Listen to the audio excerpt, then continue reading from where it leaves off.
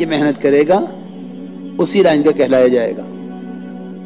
جتنی نسبتیں قائم ہوئی ہیں نا دنیا میں، وہ ساری نسبتیں صرف مقصد کے بدلنے کی وجہ سے قائم ہوئی ہیں. کسی نے یہ نہیں کہا ہم تاجر ہیں، کسی نے یہ نہیں کہا ہم کاشتکار ہیں. سب نے ایک آواز ہو کر کہا کہ یا رسول اللہ ہم سب کے سب ایمان والے ہیں. آپ نے فرمایا تمہارے ایمان کی کیا علامت ہے، کیا دلیل ہے کہ تم مومن ہو؟ انہوں نے عرض کیا کہ ہمارے اندر 15 خصلتیں ہیں. سب سے پہلی بات تو یہ ہے کہ 5 چیزیں ہمیں آپ کی جماعت نے آ کر سکھلائی ہیں کہ ہم ان پر یقین رکھیں، ان پر ہمارا ایمان ہے. پہلی بات یہ ہے کہ ہم ایمان لائے اللہ پر، اس کے فرشتوں پر، اس کی کتابوں پر، اس کے رسولوں پر اور آخرت کے دن پر. اس پر ہمارا ایمان ہے. آپ نے فرمایا وہ 5 باتیں کیا ہیں جن پر تمہارا عمل ہے؟ عرض کیا کہ آپ کی جماعتوں نے آ کر ہمیں 5 باتیں وہ سکھلائی ہیں جن پر ہمارا عمل ہے کہ ہم سب سے پہلے گواہی دیتے ہیں اس بات کی کہ اللہ کے سوا کوئی عبادت کے لائق نہیں اور محمد صلی اللہ علیہ وسلم اللہ کا بندہ اس کے رسول ہیں. اور نماز قائم کرتے ہیں، زکوٰۃ ادا کرتے ہیں، رمضان کے روزے رکھتے ہیں، بیت اللہ کا حج کرتے ہیں. یہ 5 وہ ہیں جن پر ہمارا عمل ہے. یہ فرمایا کہ نماز قائم کرتے ہیں. میرے بزرگوں دوستو عزیزو، نماز کا اگر نماز قائم کر لی جائے، واقعی نماز قائم کر لی جائے تو یقینی بات ہے کہ پورا دین قائم ہو جائے گا.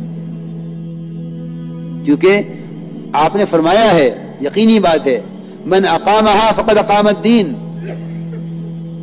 جس نے نماز کو اس طرح پڑھ لیا جس طرح نماز پڑھنے کا حکم ہے، من اقامها، جس نے نماز کو اس طرح پڑھ لیا جس طرح پڑھنے کا حکم ہے، اس نے اپنے پورے دین کو قائم کر لیا ہے.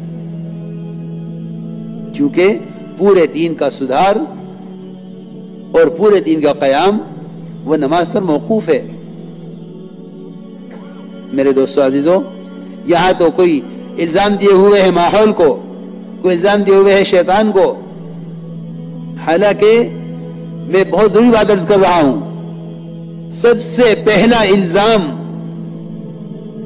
بے دینی کا، سب سے پہلا سبب وہ تو میری اپنی نماز ہے. وہ تو میری اپنی نماز ہے. تو یہ بات دیکھنے کی ضرورت ہی نہیں ہے. حکام بدلیں گے تو حالات بدل جائیں گے، ماحول بدلے گا تو حالات بدل جائیں گے. نہیں، سارے دین کا مدار تیری اپنی نماز پر ہے. اس لیے کہ بات حق ہے، من اقامها فقد اقام الدین. جو نماز کو اس طرح پڑھ لے جس طرح پڑھنے کا حکم ہے. میرے دوست بزرگوں عزیزو، اگر خدا کی قسم نماز کی طرح پڑھ لی جاوے تو دین کے کسی شعبے کا کوئی حکم ٹوٹ نہیں سکتا.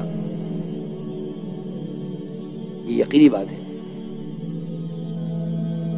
میں بات کر رہا ہوں نماز پڑھنے والوں کی، نماز چھوڑنے والوں کا تو کوئی ذکر ہی نہیں ہے. کیونکہ نماز کا چھوڑنا تو یقیناً کفر ہے. بعض کے نزدیک واجب القتل ہے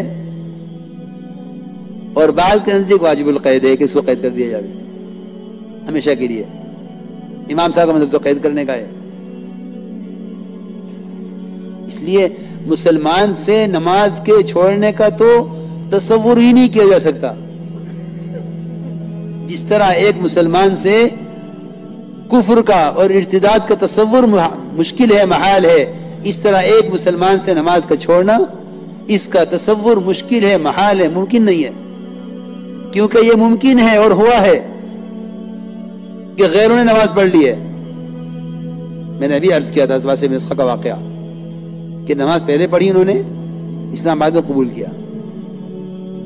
یہ تو ممکن ہے کہ ایک کافر نماز پڑھ لے، مگر یہ ممکن نہیں ہے کہ ایک مسلمان نماز چھوڑ دے۔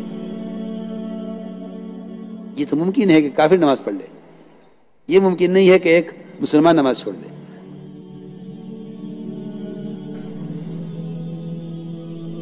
تو میں تو عرض کر رہا ہوں نماز پڑھنے والوں کی بات ہو رہی ہے کہ نماز پڑھنے والوں کی بے دینی کا کیا سبب ہے، کہ نماز پڑھنے والوں کی بے دینی کا سبب ان کی نماز کی خرابیاں ہیں۔ کبھی نہیں غور کیا اس پر، کبھی غور نہیں کیا اس پر۔ میں جو عرض کر رہا تھا شروع سے کہ دعوت اور عبادت کا جمع کرنا اصل ہے۔ جمع کرنا یہ نہیں ہے کہ نماز پڑھ لی، بلکہ ابن عباس اور عبداللہ ابن مسعود دونوں کا قول ہے کہ جس شخص کی نماز اس کو منکر سے نہیں روکتی، اس کی نماز اس کو اللہ سے دور کرتی رہتی ہے۔ نماز اللہ کے قرب کا سبب ہے، مومن کی معراج ہے۔ پھر یہ کیسے ممکن ہے کہ نماز اللہ سے دوری کا سبب بنے؟ اس سے زیادہ قرب کا تو کوئی موقع نہیں ہے، تو مومن کی معراج ہے۔